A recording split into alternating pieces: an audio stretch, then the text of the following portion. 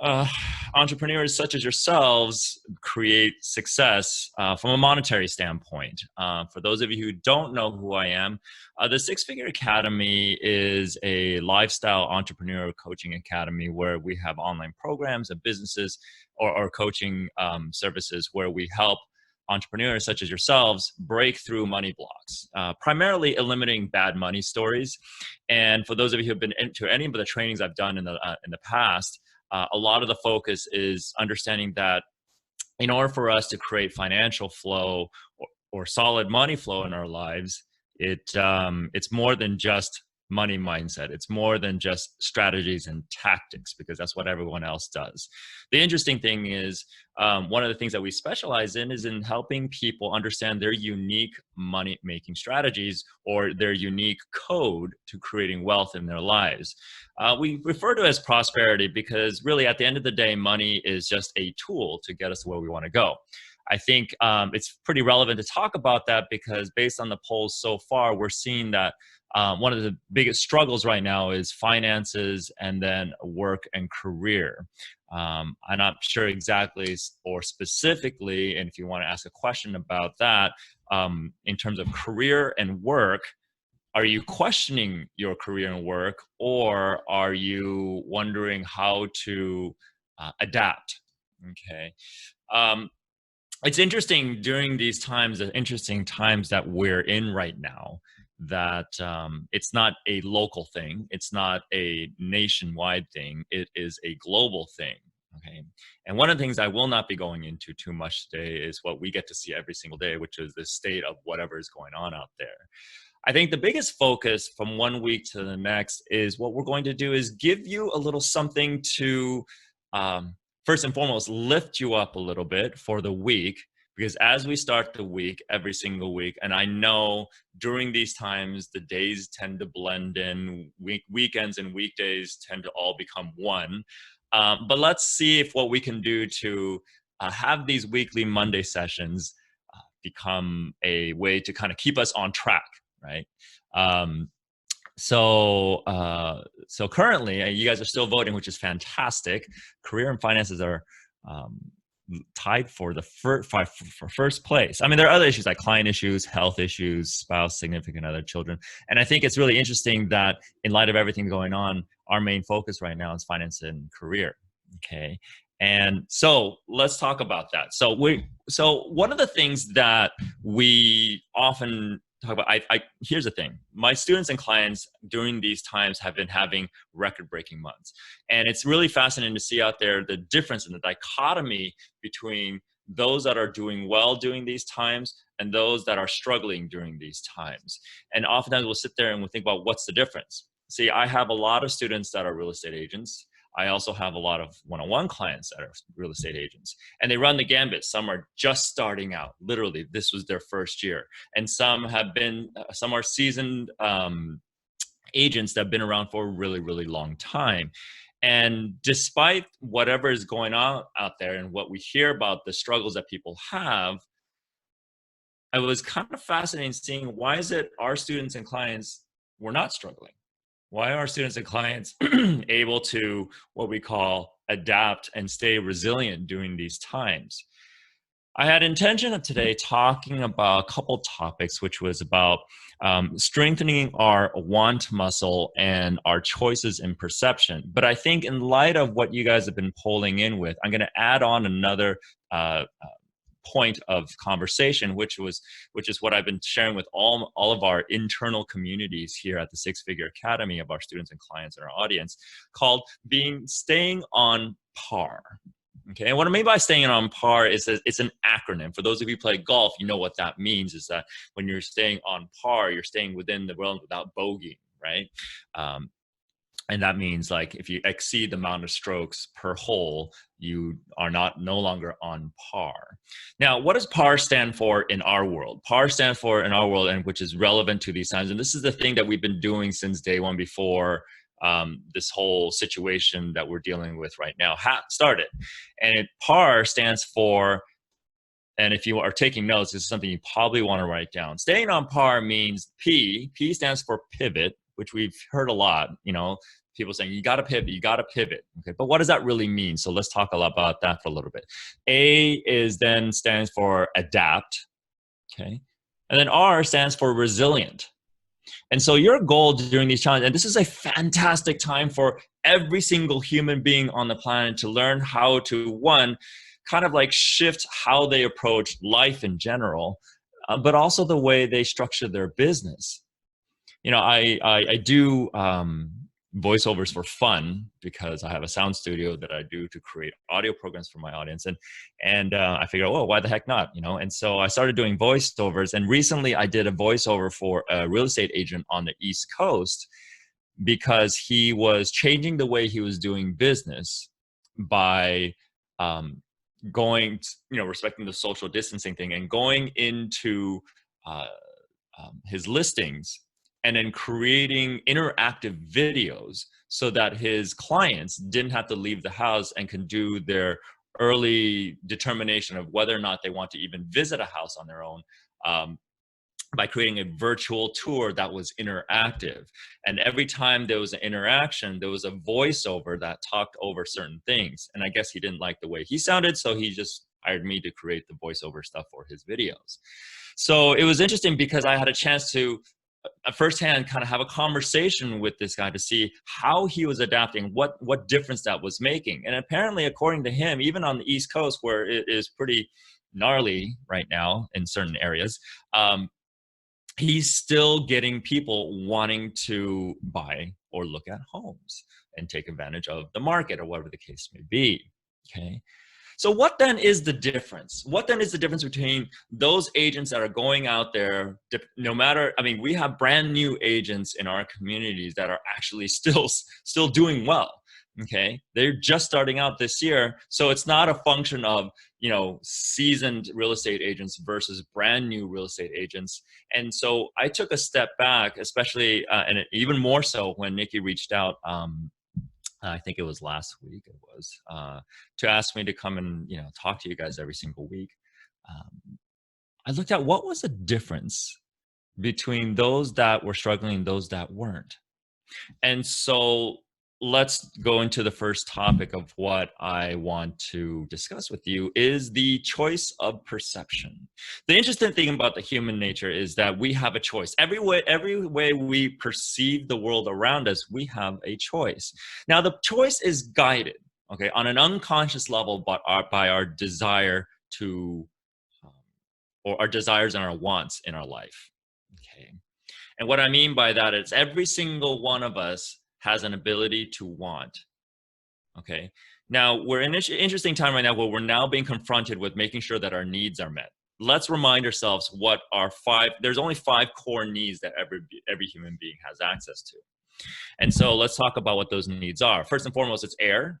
Okay. Then there's water, and then there's food, right? Then there's shelter. That's 4 already. Okay. And there's one more, which is love. Okay. We are emotional social beings. Those 5 core needs are truly the only thing that human beings need. Nobody needs a new car. Nobody needs a new suit. Nobody needs a new computer. Okay, everything is a want and desire beyond the 5 core needs. The reason why we grow up as adults thinking that we need to attach the description of need to something that we actually want is due to what we call a function of a weak want muscle. The sad thing is most of us grow up and then end up being having a weak want muscle. And how that happens is the first time any of our parents or guardians said no to us, that was the beginning of the weakening of our want muscle. If you think back to a time where the first time or as a child when you really wanted something and your parents said no, or somebody said no to you without giving you a legitimate answer that a 2-year-old or 3-year-old or 5-year-old could understand, that was when we started to teach our unconscious mind what psychologists like to call learned helplessness. We start to condition ourselves to not want, to not desire, for fear of getting a no, because the no is an unpleasant response. Now, if you can imagine over the years, as we start to adapt, right, and allow ourselves to be conditioned so that we can let go of that desire to want or want it all, how do we then get what we want? Well, then what we do is we get very creative, and we start to justify, say, well, I need that. I don't just want that, I need that. And when we justify it properly, our parents said, oh, if you really need those pair of jeans, then we must get it from you. All of a sudden, we learn to structure all of our wants and desires as needs. The problem with that is that when we get older and we are independent, we no longer know to want or desire things. And that the ability to want and desire is so critically important for our dreams, our purpose, what we want to achieve in our lifestyle. Okay.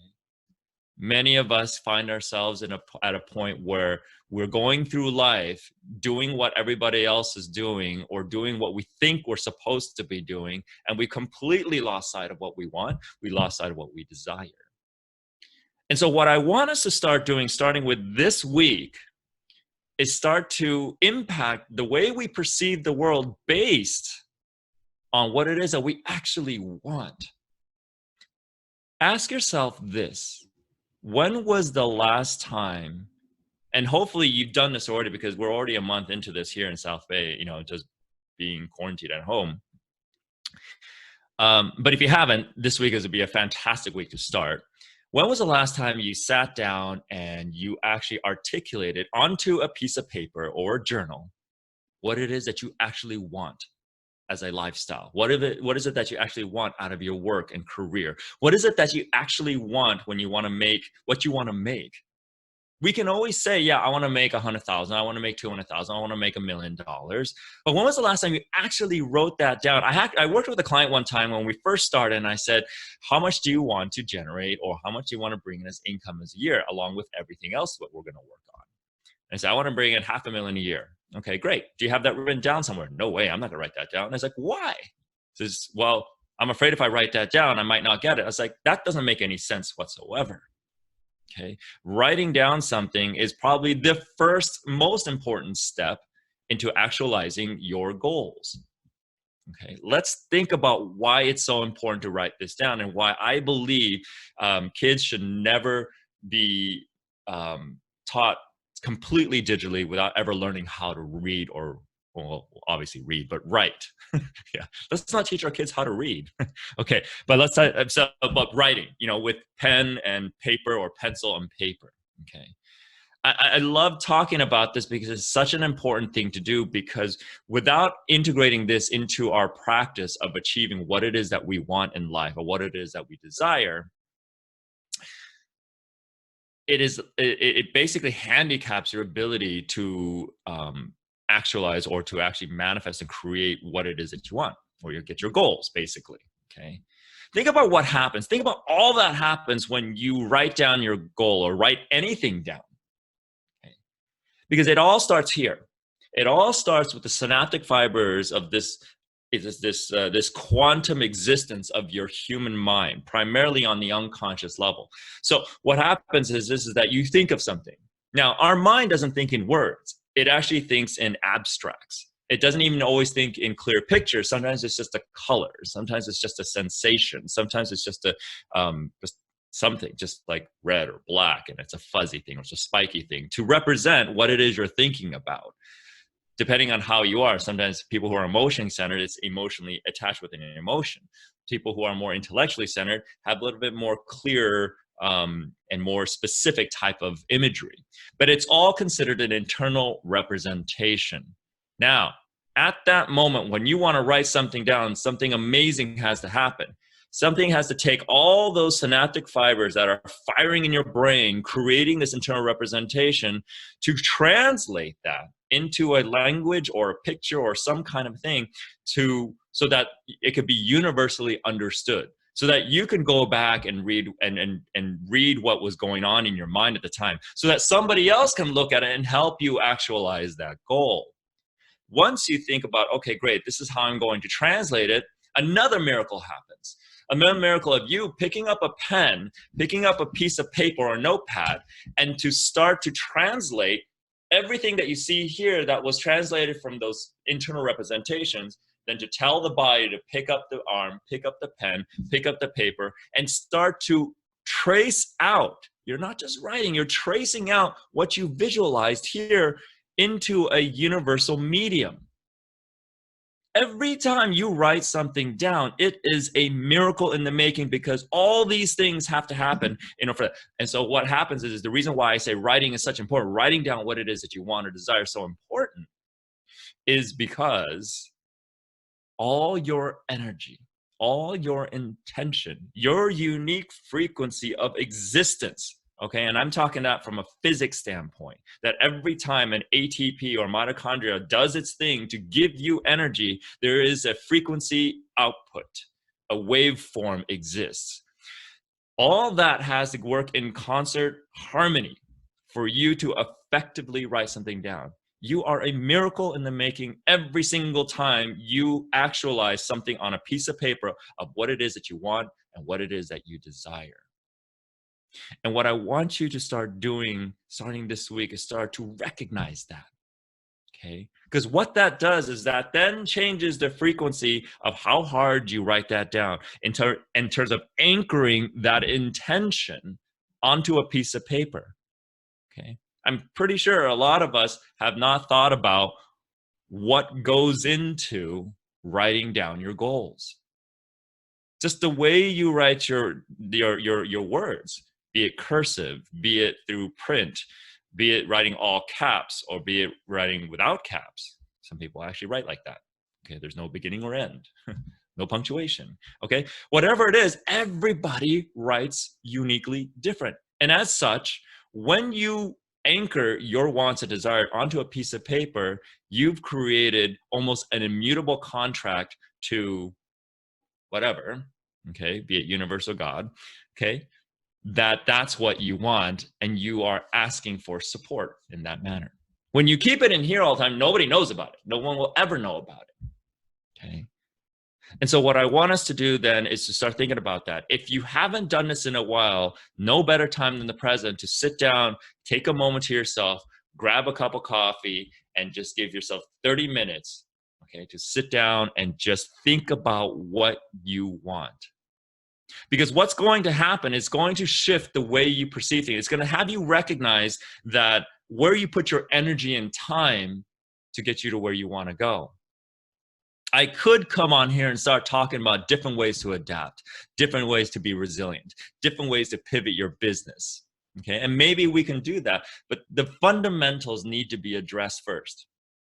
Because if you don't know what it is that you want, if you don't know what you desire during these times and how to emerge after these times stronger and better than before, because believe it or not, if you talk to all the virologists out there and all the people who specialize in infectious diseases, say this is not going to be the last time something like this is going to happen. It may or may not happen in this lifetime again, but if we think about whether it be an economic struggle or a biological struggle, something or something in your industry, like in 2008, okay, something will always happen. And the question is, how will you emerge during those times? What will you learn? What levels of resilience can you apply in your life so that you become bulletproof, okay, to the disasters of life? That is nature at work, okay? So when we get clear with what we want and desire, how we start to perceive things in worlds start to change. They always talk about this when we're growing up. It's like we can always perceive things optimistically or not optimistically, right? We can look things as glass half full or half empty. I'm not here to talk about everybody to look at things half full or look at things half empty, because depending on the polarity and the charge that you carry on in you naturally, some people will see the glass half empty first. Doesn't mean they don't see it half full. They just see it half empty first. And some people see it half full first, but they eventually see it as also being half empty later, okay? So I'm not talking about needing to be optimistic. I'm talking about more about how do you make a choice that allows you to be more adaptable, allows you to be more resilient, okay? Do you choose to use this time to not work, to not figure out solution, to not think about how you can change the way you approach business. Because here's what's interesting. It's almost as if nature said, okay, man, you created all this amazing technology. For those of you who don't want to embrace technology and want to stick to your old ways of doing things, you have no choice now, okay? We can't conduct business the way we used to. The way we actually have to change is to adapt with what? The amazing technology that we've created as a whole, as a human race. This is how some of these agents have gone out there and immediately pivoted, immediately adapted, virtualized their business, and continue to serve their audience. Now, I would like you to ask yourself this, is that if you find yourself struggling in finances, struggling in career, okay, do you spend most of your time creating reason excuses not to augment your business model, not to adapt your business model? Or are you in a state of solution? We all have a choice, okay? And we also have a finite amount of energy every single day to apply towards the solution. So if you don't have enough energy to go towards the solution because you spent all your time watching the news and worrying about what's going on in the world and, you know, panicking about things, then guess what? You are going to run out of energy. And without energy, good energy, you're not going to have clarity of thought. You're not going to be able to see clearly. Think about all the times that we sat there and we went through a day of just being drained from meeting after meeting after meeting, and you finally sit down and had every intention of being productive, and you find yourself not being productive. It's not because you can't be productive in that moment or a different time of the day. It's because you run out of energy. And when you run out of energy, the voices in your head start to get elevated, okay? We have clinical studies that have done this. We've done trials around this, okay? For those of you who don't know, we work with a specific type of patented technology that helps us understand human beings better. It's a patented human assessment technology. And through our studies, 20 years of studies, patented about 5 years ago, we've determined that there's certain norms that people go through. And one of the things that we've noticed consistently across the board, that when we are hungry, angry, lonely, tired, had a long day, grumpy, grouchy, hangry, whatever, are the voices in our head that we need to help us make sense of the world start to get overly chatty, overly compensatory to compensate for the exhaustion. And because our culture is so big on work through it, hammering through it, willing ourselves through it, despite being tired instead of taking a break, then it just gets louder and louder in our head, and then we can't focus anymore, okay? So our choices of perception is governed by our desires and our wants and how well we're taking care of ourselves throughout the day. So for this week, okay, before we open up for questions, can we open up for questions, Nikki, or no? Yeah. Oh, they okay. would just type them in the Q&A box if anybody has questions. Okay, cool. Yeah, I want you to first and foremost take the time to sit down and write down all of your wants and desires, and be willing to go beyond that. Okay, be willing to go beyond just I want to make this kind of money or I want this for my career. You know, a lot of times I found during the conversations I've had with a variety of different people during these times is that a lot of times people who are making excuses to not adapt and not be resilient is either they've been burnt out already. They entered this period of time with the coronavirus already burnt out, already questioning their career and work, and so it was very easy for them to say, well, okay, I'm stuck at home, I guess I can't work, and they just don't work. And it wasn't because, you know, they really couldn't work, is because they didn't want to do what they were doing anymore, but they were just not wanting to be honest with themselves. Okay, so when you sit down and you start to write down your wants and desires, it is a very much a truth-telling moment. Okay, keep in mind, the more honest you are, okay, in other words, do this without anybody around, do this without anybody kind of looking over your shoulder, and write it with the confidence that nobody else is going to look at it except you. Write down everything that you want in the area of work and career, everything that you want in terms of money flow. Okay, don't hold back. Okay, and then write down everything that you want from a relationship standpoint, because it's all related.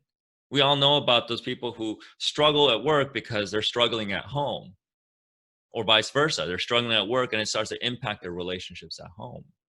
Okay. And then also look at, what is it that you want in your health? Okay. This is an important thing.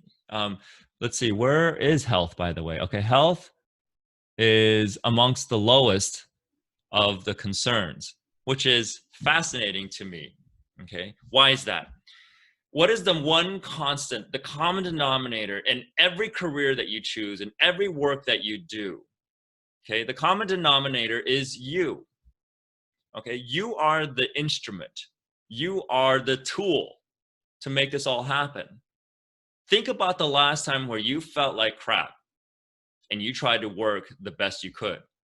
What was the quality of work that you put out? Okay. Now, if you say, well, I still did great work. I'm a trooper. Great. Now compare that to when you felt fantastic. You felt amazing. You had all the energy in the world. You had amazing outlook on life. Things are rocking and rolling. How were you then at work then? Okay. If you think about that, go back to think about how important is your health. The secret thing, the secret sauce that I work on with all my students and clients from the very beginning is self-care.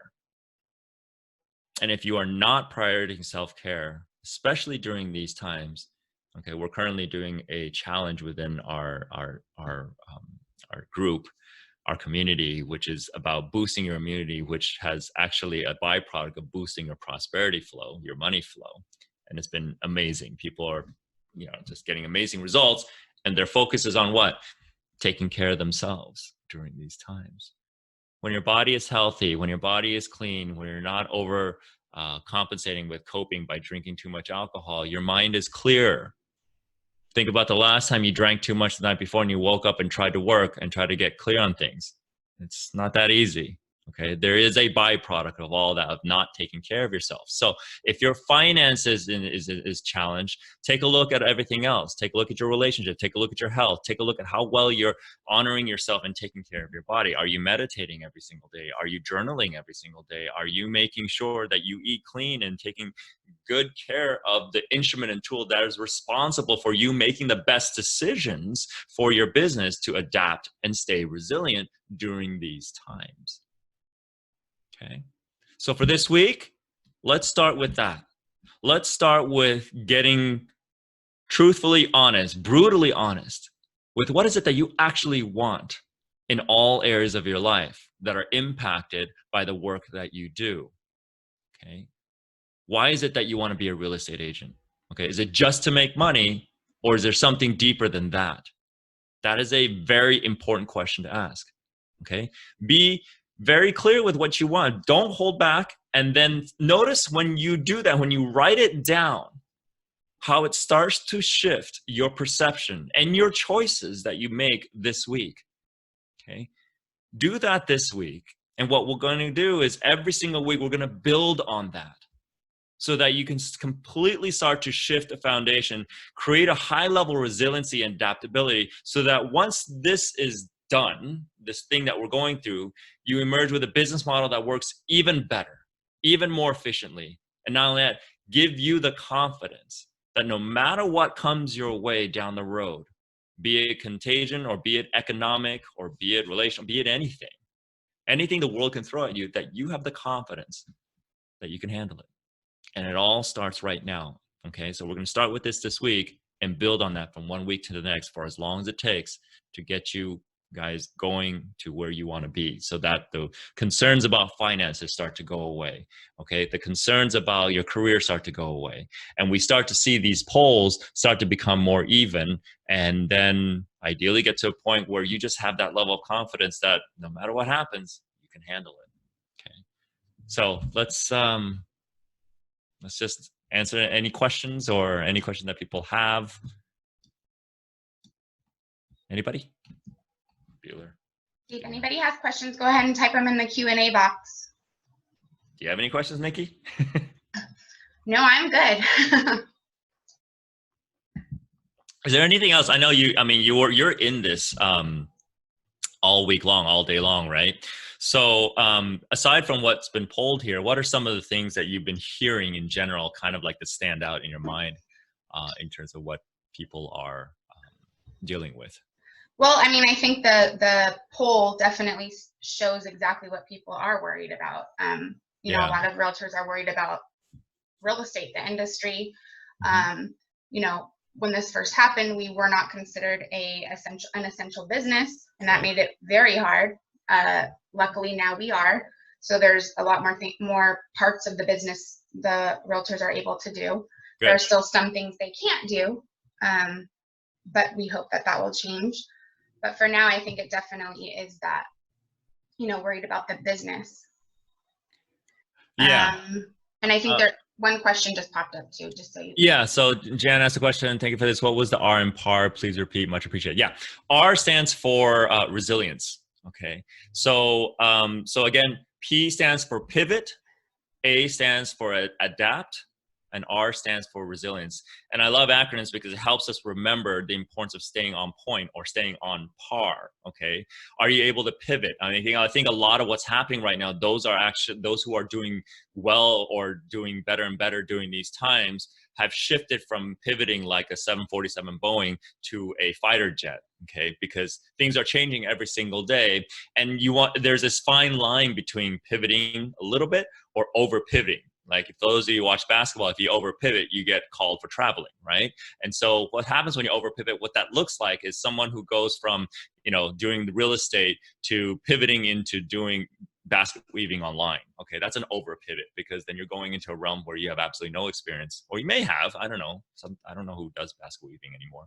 Is that even a thing?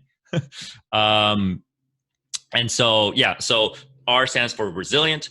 And so what you want to do is you want to pivot in terms of adapting to the times and then doing whatever you can to stay resilient so that when you come out of this, when you emerge from this circumstance, that focus on staying resilient actually strengthens your ability to pivot and adapt in future challenges.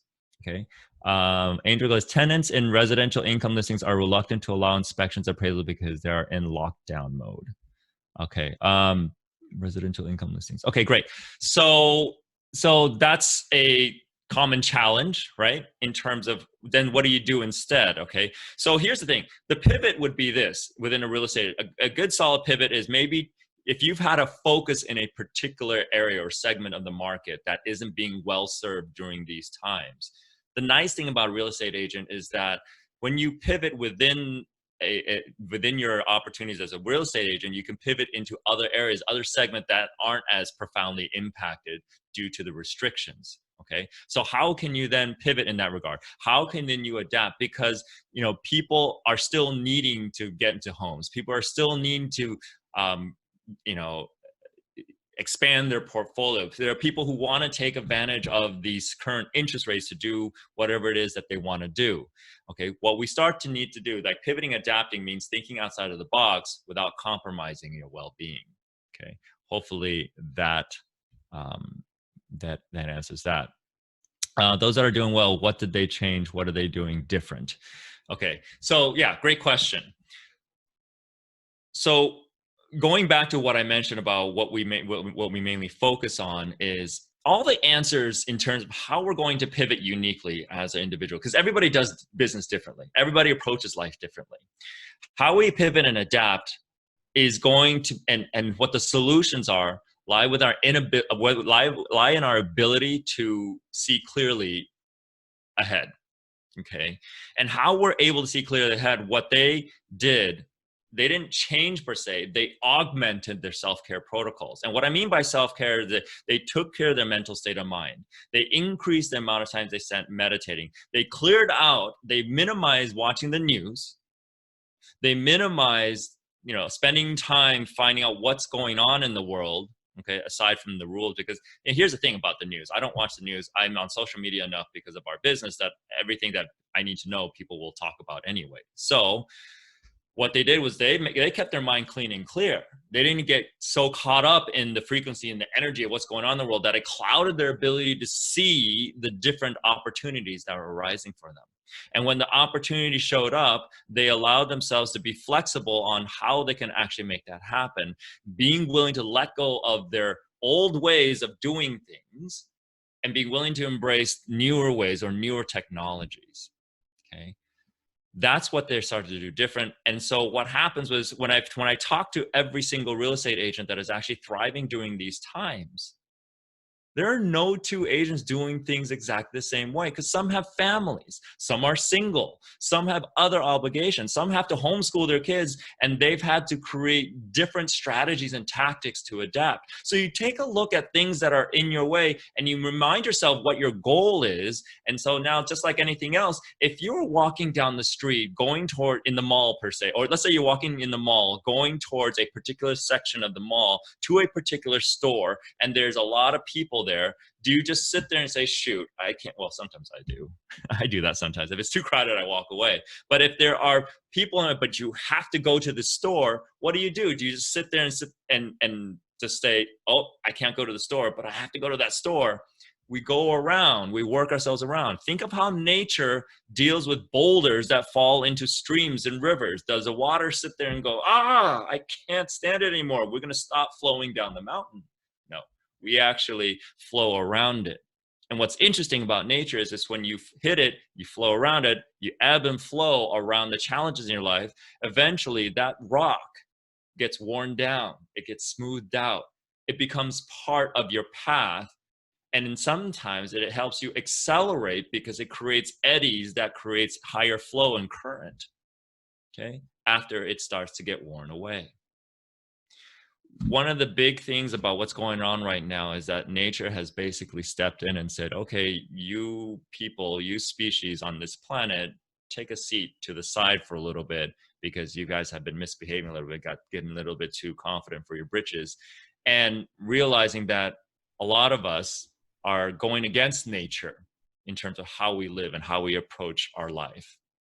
This is an opportunity now to say, go with the flow, so to speak, but flow in terms of when challenge comes in your way, like it always will, like it always has been. How are we going to flow around? How are we going to embrace that? Okay. Again, I can sit there and talk about strategies and tactics, but it's not going to apply to everybody. Everybody is different. The beautiful thing is that all those strategies and tactics have been in you this whole time. It's a question of how willing you are to clear the flotsam and jetsam of your mind, of your mental, emotional state. Yes, emotional baggage as well, so that you can actually see what's the best solution for you. Okay. We don't start with strategy and tactics until we get the junk out of the way. Once we get the junk out of the way, then you can determine, will this strategy be best for me? Nope, it doesn't resonate with me. Does this tactic work for me? Nope, it doesn't work for me. This tactic work? Yes. Okay. For example, most of us have been told as real estate agents that we have to go door knocking. That's how you start. Okay. But there are people who love door knocking. There are people who don't. So does that mean those who don't, you have to do it anyway? This is about going, this is what I mean by going against nature. If it doesn't resonate with you, there are thousands of other ways that you can connect with your audience. And it doesn't have to be door knocking. And for those of you who are hearing that, no, those are fundamentals, we have to start with the basics and stuff like that. Well, times are changing. Okay. Try go door knocking right now and see if you get any results. Okay. What if this doesn't change ever again? What if this is the new normal, that we have to stay at home most of the time? How then do you structure the business? If you really want to know how to pivot and adapt and be resilient, play a game and pretend that this is going to be like this forever. That's going to stimulate a different type of thinking within you. For those of us who are sit back and say, well, I can't wait till things go back to normal. I may bring something up to light here. Because of the nature of how the world has been impacted by this, nothing is going to be the same again. So you might as well pivot now. You might as well get ready now, so that when the time comes, okay, when starts to shift, instead of scrambling like everybody else is, oh my God, how am I going to do my business? You've already pivoted. You've already adapted. You've already created a new set of standards of how you're going to do a business, both virtually and in person. So almost like a hybrid approach, kind of like how hybrid vehicles came into the market. At first it was like, oh, that's weird, but now it's kind of like an accepted thing. In fact, it's one of the top selling types of vehicles in the world today, hybrid vehicles. Well, at least in America. So, all right, cool. Good questions. And again, hope you understand why we don't take the standard approach that everybody has. Again, strategy and tactics we could talk about all day, but it only doesn't apply to everybody. What I'm talking about is universally applicable. Okay. And it's a starting point. We're going to be meeting once a week. And so we're going to keep building on these principles so that we create a high level of adaptability and resilience in your life and in your business. Cool. Any other questions? No, I think that's it. Thank you so much. Yep, cool. I look forward to getting any feedback or hearing feedback from anybody. And so, Nikki, if you hear anything for anybody about questions that have come up during these exercises, just reach out and let me know, and then we can immediately address it first thing. Will do. All right. Thank you all for being here. Thank you for your questions. I look forward to seeing you guys next week.